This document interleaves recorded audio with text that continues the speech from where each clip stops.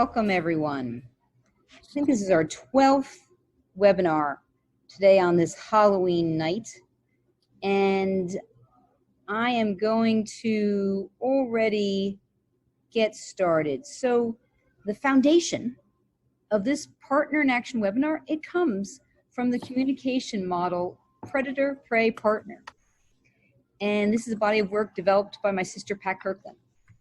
If you want to know more about Pat or her work, you can visit patkirklandleadership.com.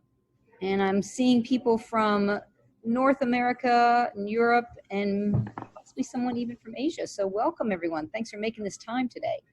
I want to pass it over to you, Ivana, to talk about the logistics. Sure. Hi, everyone. A few things for you to note on the call tonight. This call is an audio only, and the session will be recorded. So, if possible, in order to keep the quality of the line high, please use a headset and mute your microphone when not speaking. I will also be muting you automatically, so don't worry if you forget how to do it. If you are calling on a phone, please press *6 to mute or unmute yourself, and *9 to raise your hand. If you are calling via your computer or tablet directly through Zoom application, click on the microphone symbol in the bottom left corner of your screen to mute or unmute. To raise your hand, click on Participants and then Raise Hand. I will put this information into the chat box for those of you who are online. You can ask a question or make a comment by raising your hand or by using the chat box. And finally, if you're having trouble with either option, unmute yourself and practice interrupting. That's it for now. Back to you, Amy. Okay, thanks, Ivana. So this is going to be a semi-interactive discussion and coaching session. We'll be looking at the communication challenges that some of you submitted prior to the call. It'll be a combination of laser discussion, spot coaching on the behaviors and the mindset that I discuss in the Predator, Prey, Partner program. So whether or not it's the challenge you submitted, or you're welcome, keep in mind to participate in the discussion and also volunteer to be coached. This is where you may find the most value. And you may be doing some writing on the call. So if you have some paper or you have your phone nearby to make notes, make sure you're not driving a vehicle when you're doing that. And we're going to be looking at success stories. We're going to be looking at challenges. We're going to be looking at questions and comments. So as things pop up, feel free to put something in the chat or raise your hand, even practice interrupting. Remember though, you're going to want to be concise. And I've got a couple of people who will be volunteering, or one or two may volunteer tonight. When you're explaining your situation, if you haven't rehearsed it, do your best to give it in 4 sentences. We've got only 45 minutes tonight, so we want to make sure that we're using the time to our advantage. If you're someone who got this webinar invitation forwarded to you and you haven't attended one of my workshops or one of my trainings, I'm delighted you're here. Keep in mind though, most of the people on the call have attended a workshop or an intensive training with me. So it's possible that not everything's going to make perfect sense to you. In this case, I have a request. This is something I say in my trainings. You don't have to like what I say. You don't have to agree with what I say. Just stay open to it. And over the coming weeks, practice the behaviors. See what starts to change as you get better and better at the behaviors. Start to notice the improvement. Now, I want to take a moment to give a short overview of the main concepts that we're going to refer to in the Predator Prey Partner program. And I just want to check before I do that. We have, let's see, we've got 12 people now on the call, and it's just about officially almost 12:15, or rather 7:15. So with that in mind, the Predator Prey Partner is with 3 archetypes. And most of the time, most of us are behaving as partners. And what I mean by that is I'm holding high respect for myself, high respect for others. This is when we're in normal situations. Problem is, under pressure, stress, perceived threat, or crisis, we tend to go to one extreme or the other. So if I'm someone who tends to go more predator, it means that I'm holding too much respect for myself. I appear more like I'm arrogant or better than others. This is dangerous because it damages relationships. People are just not willing to be loyal to me. By contrast, the prey is someone who tends to be excessively humble or overly polite to others. And this is problematic, and maybe even more problematic than the predator, because it can trigger even a nice person to go predator on us. So that's why it can be dangerous. All right, so now it's officially time to start. Let's look at the issues. There are 3 that you voted on for the call today. When presenting on a conference call, what are the key 3 skills to keep in mind? That got the greatest number. The next one was teaching others to treat you with respect, and finally, managing a bully or an aggressive person. So I want to first talk about the presenting on conference calls, because so many of us are doing this. And this is something that can be challenging, especially if we haven't rehearsed it and thought about it. We just get on the call and we think it's just like having a chat. No, not at all. As some of you noticed tonight on the call, Ivana and we meet before the call, and we have a whole list of a checklist that we go through to make sure that everything is in order. And even then, things can still go wrong. Like, one challenge is that I was delayed from traveling today, and now I'm not at home. I'm in a hotel room, or not even a hotel room. I'm in a hotel lobby. Luckily, it's nice and quiet. So you've got you may hear a little conversation in the background. You may hear a little disco music that's going on. And so you always want to be aware that situations may not be ideal. So let's look at the key skills. On a conference call, you want to do a couple things. First one is you want to greet each person that comes on the call. Now, today, normally when it's a call with this many, there's lots of people, I don't always have that opportunity, though I started to do that with some of you. And I can even see Eniko has joined, and I think Eniko, you and I met a couple years back. And Fanny, you and I just met up in Zurich. So there's a couple of you that I'm getting to see. It's wonderful when you have the names of people, you want to make sure you use them. That's why I asked who my mysterious partner was. And this is a way of showing that each person matters, each person counts. So I might say, I see, oh, hey, Wendy, great to see you again. Wendy and I, we haven't crossed paths in years. We met last week in Geneva, and now you're on the call tonight. That's really cool. Thanks for making the effort, Wendy. So just taking a moment to connect with people. The second thing you want to do after greet them is something we call a beach ball. So you know that when your computer is misbehaving and we have that spinning ball of death that many of us call it, it's very colorful.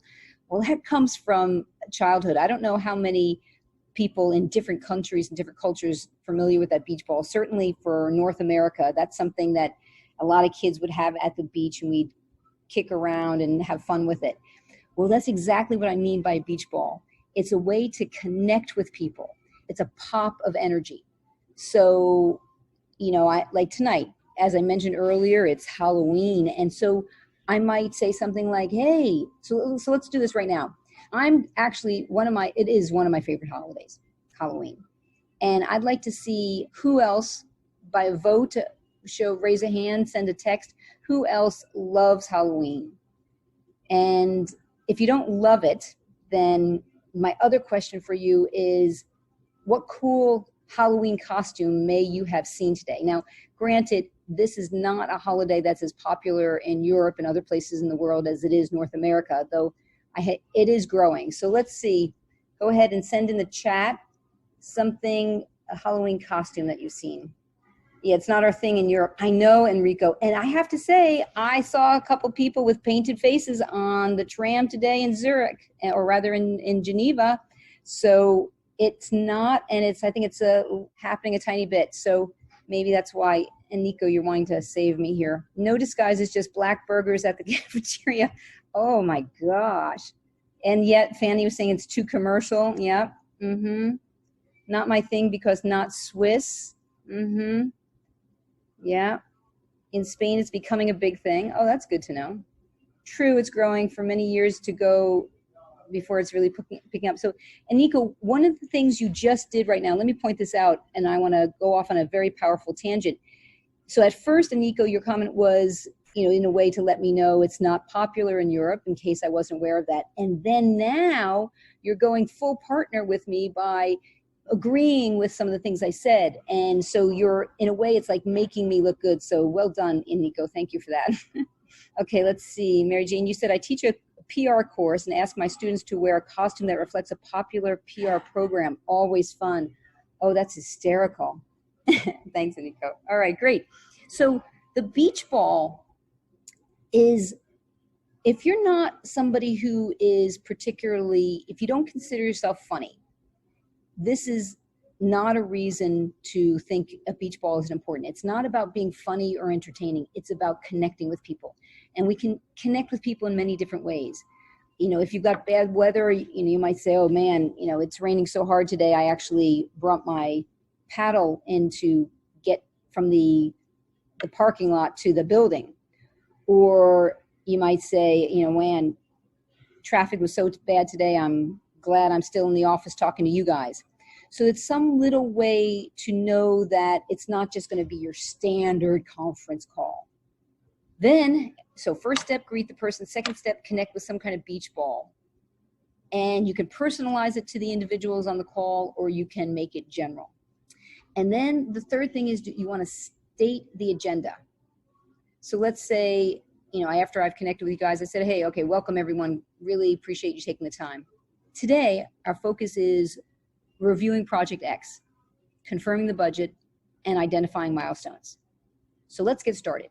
So you're letting people know what's going to be discussed. This is giving them an idea also, because it helps to keep their focus, because if they know, oh, I got these 3 issues, and once we start moving into identifying milestones, that means we're nearing the end of the conference call. So it's useful not only to help them follow along, also for them to appreciate the timing. Other ways to announce the agenda is, mentioning the goals or the decisions that need to be made.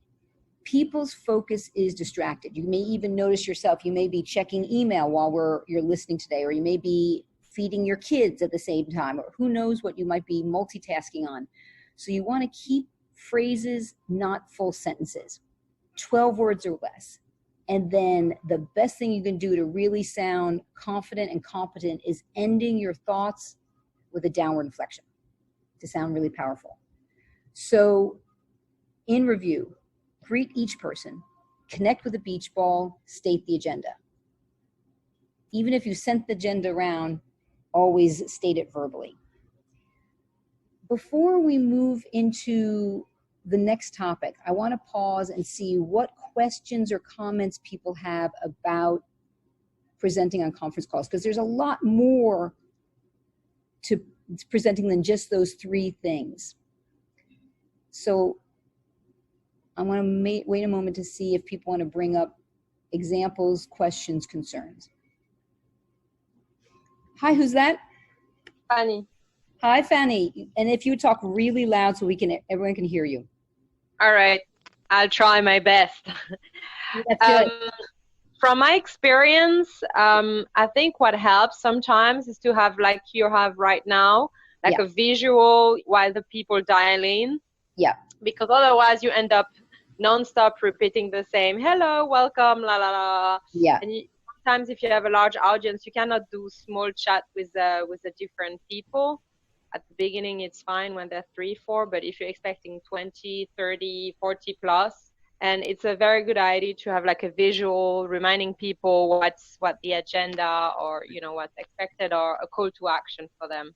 Yeah, very good. And having a couple of slides to help them follow along is a good idea too. Yeah, and if you have a whiteboard, you can use as well to say, hey, state which country you're from or which department you're from. So, you keep them like writing some input, and then it all appear on the screen for everyone. So nice. Thanks for that, Fanny. So Fanny, you've just made me want to ask a question to the whole group, or what are some things you've done that have successfully engaged people on conference calls? So Fanny's idea is the whiteboard. What else do people use? You can go ahead and either unmute yourself or type. So let's see. Mary Jane, one problem I have, how to deal with technical problems without apologizing constantly. Oh, right. And before, let me just check, speaking of technical problems, Ivana, I see that Darja is not able to see or hear anything. If you could check with her, see how she's doing. Okay, so Mary Jane, let's pretend you're running this call and you're getting texts from people saying, I can't see the agenda, or the number's not working. Something, well, they're already on the call. So you're on the call and there's some kind of delay. So let's say you've got 20 people on the call already. Let's hear something you would say that would acknowledge that there's a technical problem without the apology. I'm not sure if I can do that. It's sort of it's almost part of my DNA. But I guess I would say there appears to be some technical problems. I guess I don't know whether should we wait, and then there's that constantly. Well, I don't know if everybody's on yet. It seems to be like a loop of always. So I just say we're going to work on the technical problems, and I'll get back to you in a couple of minutes, or I'm not exactly sure. I'll be honest. I find I struggle with it quite a bit. Right. Okay. So Mary Jane, first of all, I'm going to interrupt and give you some coaching, and we can practice again. Is that okay for you? Of course. Great. So one thing you really have going for you is a deep, rich, strong voice. It's very powerful. And so you don't sound, in that part of it is you don't sound hesitant or uncertain. Where you're sabotaging your credibility is there's some upward inflections. There's a couple of downward inflections too. That's good. But we've got the upward inflections. And you didn't apologize, so that was great. Though what did happen was you started, and this was purposely, I put you in the hot seat, and when we're under pressure, we start babbling. Right? Did you notice you're like, blah, blah, blah, blah, blah, blah, blah, blah, blah. Exactly. Right? So, and this is, Mary Jane, this happens to many of us. So the moment I know I'm under stress, I have to remind myself to shut up, to pause. So like right now, there's a woman behind me setting up the bar, and there's a little bit of noise, and I notice I'm getting a little bit stressed. So I'm like, Amy, pause. Amy, pause. Amy, pause. So there's the voice in my head is talking a lot to me. So now, Mary Jane, you're going to do it again. I'm going to put you in the hot seat and stay in character. So give it about 3 short sentences, and it'll be something like this. Hey guys, it looks like we're dealing with some technical challenges. Thanks for your patience. I'll let you know as soon as we're up and running. Now, that wording, you can change it around if you want to. Though what it is short sentences, pauses, and each pause, Mary Jane, I want to hear a nice, strong downward inflection. Sure. Hi, everyone. Pause. Okay, and everyone went up. Hi, everyone. Okay. Hi, everyone. I understand some of you are having... Note there's the hesitant, so it's, hi everyone, strong and solid. Hi everyone. Good, and there's a little bit of too much speed. Hi everyone, strong and slow, like you're almost moving in slow motion. You just got back from a 2-week holiday in Bali. Hi everyone. Almost, that was good. Better speed, the everyone went back up to everyone. Hi everyone. Hi everyone. Nice. I understand some of you are having technical problems. Good. Now we want it to sound less robotic and less mechanical and a little more Saturday afternoon relaxed. I understand some folks are having, or some of you, however you want to say it, some of you are having technical problems. So it's more vocal variation. I understand some of you are having technical problems. Beautiful. I'll check back with our team, and I'll get back to you. Good. And say that last one again. The second to last sentence. I'll check with our team and get back to you. I'll check with our team and I'll get back to you. Oh my God, that was beautiful. Okay. And so one of the things that we had you weave in there, Mary Jane, is you thanked them for their patience, or thanked them for, I think we had you say thanks for your understanding or something like that, rather than apologizing. Right. That's the key. Now, does it feel like that's something you would be willing and able to do in a moment of stress? Yes, I think that's really helpful. I guess when I'm having that kind of problem, I do tend to fill in the space with, and that's where it gets embarrassing. So thank you very much. Good, good, good. Yeah, I really appreciate you being willing to get coached without any preparation there. Thanks. Thank you. Okay, so Wendy suggests before moving on, I ask each person individually, if not too many people on the call, if they have a question or comment. So Wendy, let's hear how you would say that. So let's say there's 3 people on the call.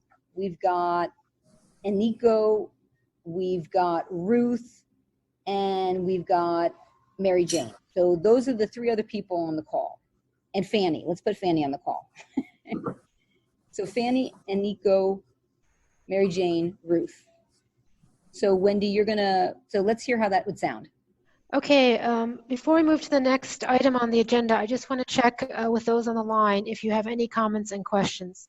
So Good. First I'm going to go to Ruth. Okay, good. All right, so Ruth, you're off the hook. You don't have to say anything yet. Wendy, that was good. Because the listeners have been passive, it's a little bit of a shock to suddenly realize you're now throwing them the ball, you're handing them the microphone. So I'm going to have you say that again slower, not slowing down the sentences, add pauses, and say it without the word just. Before we move on to the rest of the agenda, I have a question to check with everyone. So the pausing is preparing them, and the downward inflection without the word just is making you sound very much in control and driving the conversation. Okay, great. Before we move to the next item on the agenda, I'm going to give each one of you... An agenda went up. So okay. This is good. Before we move on to the next item on the agenda, so even a pause in that one sentence and then agenda, make it go down at the end. Before we move on to the next item in the agenda, better. I'm going to give each of you a chance to react. Beautiful. Let me call first on Ruth. Over to you, Ruth, and then so on. Good. So you said, and then I'm going to give each of you, and I like how you phrased it, Wendy, because you made it sound like, hey, I'm giving you I'm giving you a chance here. And then that's preparing the listener's brain for, Wendy's going to throw me the hot potato. She's going to hand me the microphone. Okay, thanks, Wendy. That's great. Anyone else want to comment on any other challenges you have when presenting or running conference calls, or any best practice examples to share? Okay, it looks like people are good to go. So now we're going to move on. And for real this time, Ruth, now, my friend, we're ready for your scenario. And you can go ahead and unmute yourself. Ruth, I remember you said that your scenario is that it's not so much that the person is a bully or aggressive. It's more that they're knowledgeable and confident. And you'd like to know how to manage this kind of person. Show respect while trying to convince them.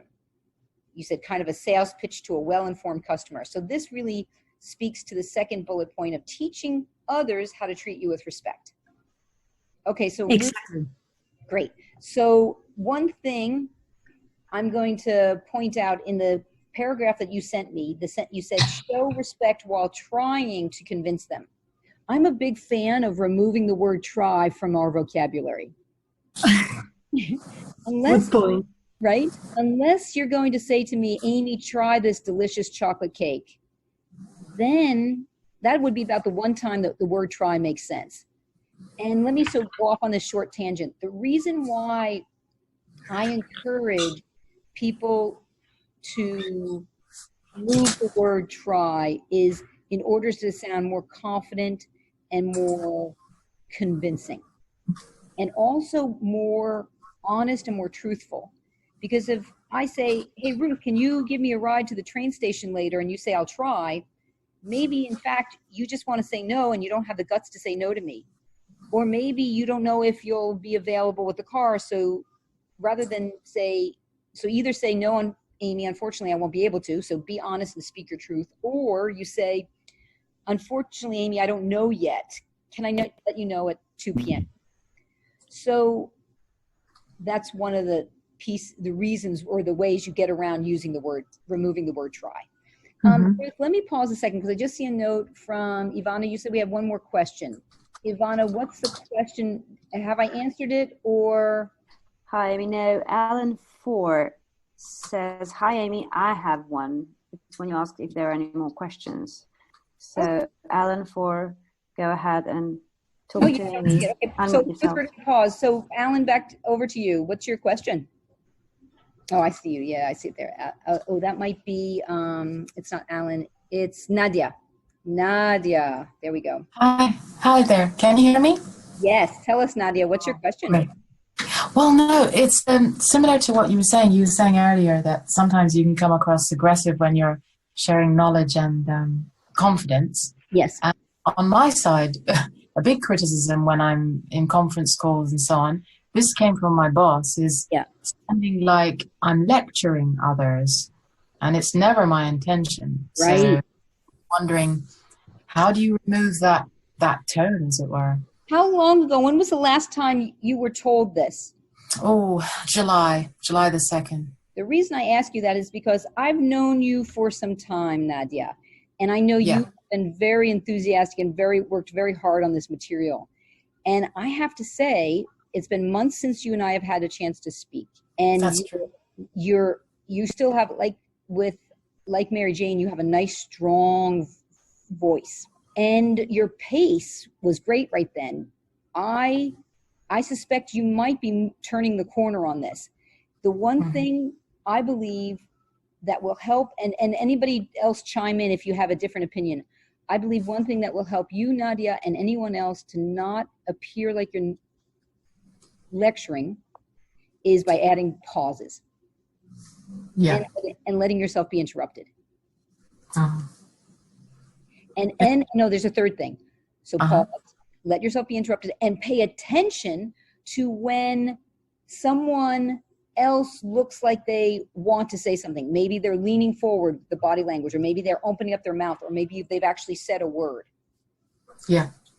So my sense is if you're doing those things, then that perception will, if it's not already changing, it will begin to change. Great. Thanks for that. Yeah, great question. Thank you. Okay, Ruth, back to you, my friend. Here I am. What would you like to add other than what the description is of this well-informed, knowledgeable, confident person?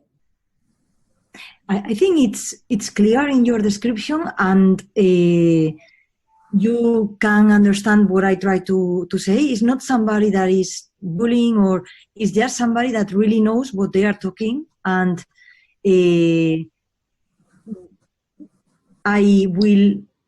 my intention is to change their mind on any topic that we are talking about. So it's kind of a sales pitch, because that person might have an idea beforehand, and I want to change that idea. Great. So Ruth, you and I, it was a year ago now that you went through the program up in Zurich? Yes. Great. So tell me, what are some of the things that you remember from the program and or things you've been practicing? I mean, the things I remember a lot is the downward inflection, that it's one of my weak points. And I can feel that it still is when during this half an hour, I already feel it. Also the feeling words like or but in the middle of the sentences. And right there, middle of the sentences, your voice went down. That was a very solid downward inflection. Yeah. Okay, great. I think you're exactly right. Filler sounds and upward inflection are absolutely sabotaging your credibility. So I'm going to ask you, you're going to make a pitch. And let's see who I'm going to have. Let's have Seren. Will you be the high, confident, competent person that Ruth is pitching an idea to? I can try. How about this? Say try. I can do it. How about that? I can do it. I can do it. Good. Very nice. Okay. So Seren, your perception is going to be very important to see how Ruth is coming across. So Ruth, you are going to, Seren, remind me where you based right now? Zurich. Zurich. And what's your nationality? English. English. So is Halloween's kind of big in England, right? Not when I was little, which was some time ago. Okay, all right. So Ruth, you are going to pitch to, and Ruth, you can come up with a different topic if you want to. Here's my suggestion. You're going to pitch to Seren the value of, you're both in Zurich, this is good, the value of making Halloween a more significant part of the Swiss culture. So you've got a Spanish woman and a British woman going to have this discussion. So this is what you're all about, Ruth. This is your passion. You are convinced this is important. And Seren, she's pretty knowledgeable. She knows a lot about this stuff. Let's hear you pitch to her. And whatever you're going to say is you're saying it with conviction, short sentences, downward inflection, no filler sound. And Ruth, be prepared. I may interrupt and coach you at any moment. We'll do one time through. You're going to do a pitch of, let's say, 5 or 6 sentences to Seren. Mm-hmm. Okay, perfect.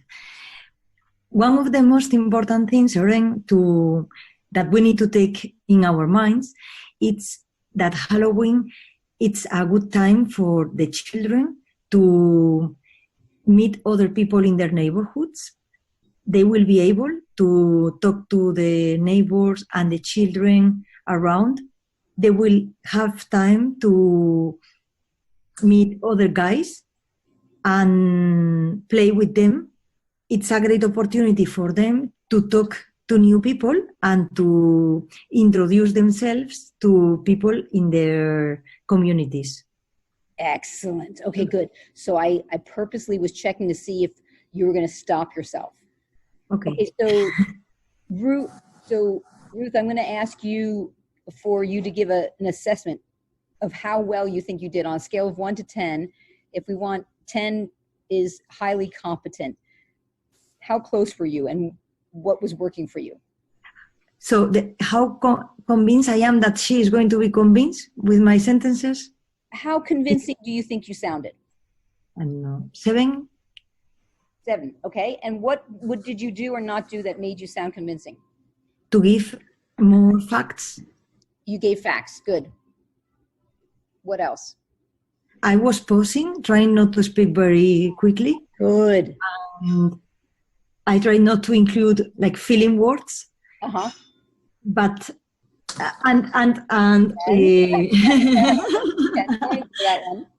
otherwise, I think I still didn't sound strong enough. When you say you didn't sound strong enough, what do you mean? Like, like I was not completely in my speech, in my reasons. Okay, so we want the feedback for yourself, and Seren, I'm going to ask you for feed forward in a minute. So this is another bonus I'm giving you tonight. For those of you who may not be familiar with this, what worked well, even more effective when? So Ruth, what I heard you say was what worked well was that you stated facts. Mm-hmm. You avoided filler sounds. And I can add to that, what also worked well was a strong volume and you had pauses. Now the second part where you say you could be more strong, I'm not sure what that means, so we'll be even more concrete. What will make you even more effective is downward inflection, removing your filler sounds and avoiding any repetition in your content. Unless, and this is how you repeat yourself, say bottom line.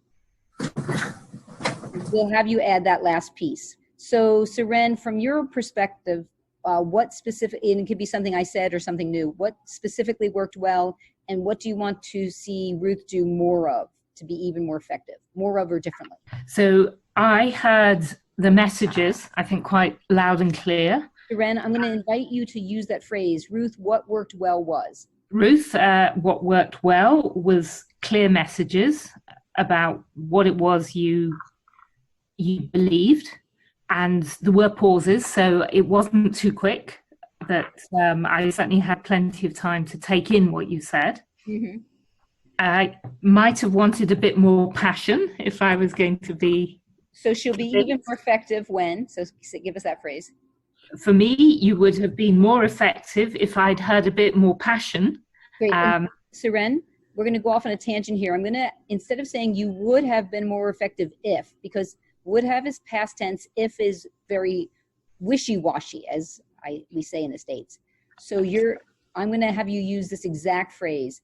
Ruth, you will be more effective when, and then say what you suggest. Ruth, you will be more effective when you use a bit more passion behind the words. Nice. So, Siren, that's a nice one for you. You're sounding very confident and certain when you're giving her this recommendation. Great. So now, Ruth, we're going to have you do it again. Okay. And keep it, I think you could probably even nail it in 3 sentences. So let's see if you get 3 sentences. And then the fourth one, whatever your last sentence, maybe it's 4 sentences, whatever your last final sentence is, I want you to say bottom line and then say it, whatever it is, in 5 words. And we're going to go through it 1 sentence at a time. And I want to hear a downward inflection and no filler sounds. Mm-hmm. And then, Siren, I'm going to ask for your input again. Okay. Okay. So I use 3 or 4 sentences, no, 3 sentences to make up my point. Yeah, if you need more, that's fine. What we don't want is, we don't want any repetition unless you're using it in the bottom line. Mm-hmm. Okay. All right, take it from the top. Okay. So, Seren, I want to talk to you about Halloween, and this is a custom that is... Pause. Seren, I'd like to talk to you about Halloween. Seren, I'd like to talk to you about Halloween. Nice. Pause, wait till you're ready. This is a great occasion for your children to get to know all new friends. Good. Pause, pause, pause, pause. Good. So friends went down. Great. Next sentence. It's a great opportunity for your children to introduce to the neighbors. Good. And for New them, information. You're talking about friends, you're talking about neighbors, so you're not repeating here. Great. mm-hmm. And for them to feel mature, to get to know new people. Oh, wow. Okay, and let's see if you have something else to add. Bottom line, Seren. Bottom line, Seren, this is not only party where they exchange sweets. It's a party when they reinforce their skills, their communication skills. Beautiful. Okay, so that was a long bottom line, though. It also was very powerful. Let's hear it one more time. And when you pause, let's make sure that pause is a downward inflection. Bottom line, Seren. Bottom line, Seren, this is a party not only for exchange sweets, it's a party where they improve their communication skills. Beautiful. Okay, Seren, give us your feed forward. And I'm going to type it here. So I'm going to type the phrase, and I'm going to put this in for everyone. So what worked well? That's the first part. Next phrase, I'll type that in as well. So Seren, you can go ahead and start. Ruth, that was great.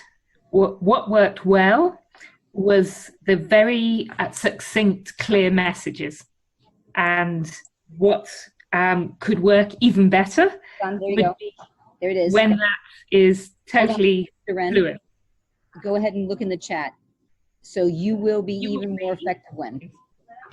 So Ruth, you will be even more effective when you get those words completely fluent. Beautiful.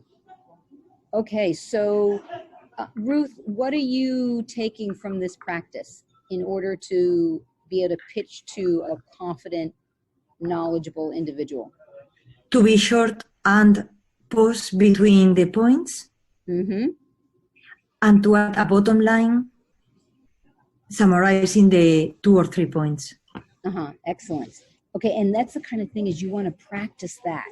Okay, you guys, I'm gonna move my computer because I'm literally being inundated by many people, and I think that they're not going to be happy with me. So give me a second here. This is Amy on the move for our last 5 minutes. I might have a little background music. Okay, great. All right. So now this discussion has been very useful to reveal that other bonus piece that I just gave you. What I typed in, I want to encourage all of you to take those 2 phrases, put them somewhere on your phone in order to have it, because it comes from Marshall Goldsmith, who's a coach, and he calls it feed forward. And these are, you can use it for yourself when you're doing your own assessing and development. Let's say you've done a presentation, you videotaped it, and you're watching it. And what do? We complain about, oh, my hair, and what was I thinking? And oh, why did I wear that suit? And oh my gosh. Well, instead, you ask yourself immediately, what worked well for me? What did I do that I can repeat in the future? And sometimes when we're doing things that are working well, we don't always acknowledge it. And if we're not aware of it, there's a chance we might forget to do that in the future. So celebrating your successes, being really conscious of what you do that works well already, is a way to be even more successful in the future. And then I think it was Mary Jane who said, yeah, you said, you really liked it. Sounds less judgmental to say you will be even more effective when. And as I coached Seren to say will instead of would or could or would have, you will be even more effective when instead of if. That's going to get a lot more, especially when you're using this feed forward model for someone else. It's going to motivate them and inspire them to commit to the change that you're asking for. All right, everyone. We're just coming on the last 5 minutes, and I want to see if there are either from Ruth or Seren, anyone else who's already spoken tonight, or anyone else who has any comments or questions from our discussion. No, it doesn't look like it. Well, in that case, everyone, I'm going to send you off to go trick or treat if you still have it in you, if that's something that's going to happen tonight. If not, I wish you a great start to the month of November. And thanks for joining, everyone. And thanks very much. This wasn't a webinar to multitasking. Cheers. Thanks, everyone.